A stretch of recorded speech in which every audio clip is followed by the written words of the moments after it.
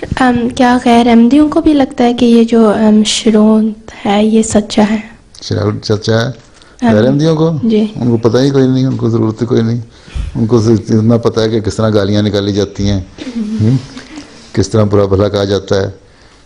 और वो तो कहते हैं ना कि कुरान शरीफ में लिखा हुआ है कि ना कत्ल की, ना उमा कत्ल हुआ उमा सलबू का तशरीह करते हैं, ना कत्ल हुए ना सलीब हुई हैं। इस तरह मुश्तबह मामला कर दिया तुम्हें, कोई और आदमी ला के खड़ा कर दिया सलीब पे, और हज़रत ईसा को अल्लाह ताला ने वैसे ही आसमान पे उठा लिया।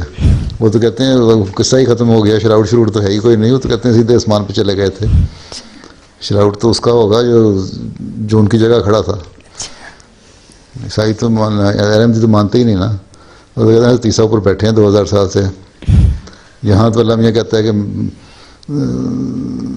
वो और उसकी माँ खाना खाया करते थे, वहाँ बगैर खाने के बैठे हैं, या पता नहीं शायद वहाँ भी कोई लंगर खाना जारी हुआ हो।